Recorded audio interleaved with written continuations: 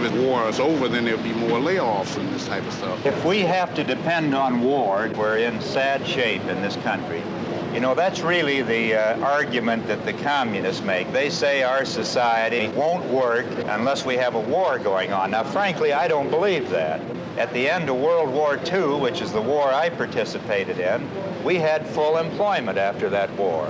And the reason is that we set about doing the things we needed to do that we couldn't do with the war on. Now, those problems are still here.